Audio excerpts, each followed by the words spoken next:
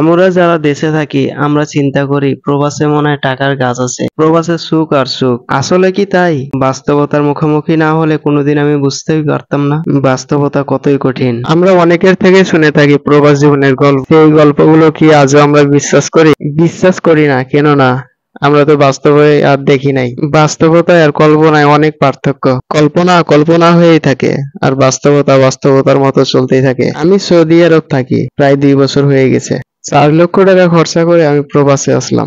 বাবার অনেক বয়স হয়ে গেছে, বাবা আর কাজ করতে পারে না। আমার নিজের কাছে অনেক খারাপ লাগে যখন শুনি আমার বাবা এখনো কাজ করে। সরি বাবা, আজও তোমার কষ্টটা আমি দূর করতে পারলাম না, আমাকে ক্ষমা করে দিও। আমি যদি দূর প্রবাসে না আসতাম আমি বুঝতেই পারতাম না প্রবাস জীবনটা কত কষ্টকর আর কাজের জীবনটাই কত কষ্টকর। আর আমাদের লালন পালন করার জন্য কতটাই কষ্ট করেছো তুমি বাবা।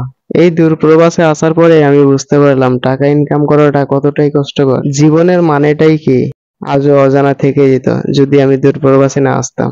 আমি এখানে আসার পরে বুঝতে পারলাম মানুষ কতটা কষ্ট করে। আজকে আমি বাস্তবতার মুখোমুখি হয়েছি বলে আমি বাস্তবতা আজ বুঝতে পেরেছি। আসলে বইয়ে যতটুকু মানুষকে শিক্ষা দেয়, জীবন মানুষকে তার চাইতে বেশি শিক্ষা দেয়। এই 10টি বছরে আমি যা পড়াশোনা করে শিখছিলাম তার চাইতে বেশি শিখতে পারছি এই 2টি বছরে। এই দূর প্রবাসে না আসতে পারলে বুঝতে পারতাম না কে আপন কে পর, কে স্বার্থের কারণে ভালোবাসে আর কে বিনা স্বার্থে ভালোবাসে। এই প্রবাসে আসার পরে আমি বুঝতে পারলাম। এই দূর প্রবাসে আসার পরে কাছের মানুষগুলোকে আমি পাল্টে যেতে দেখেছি।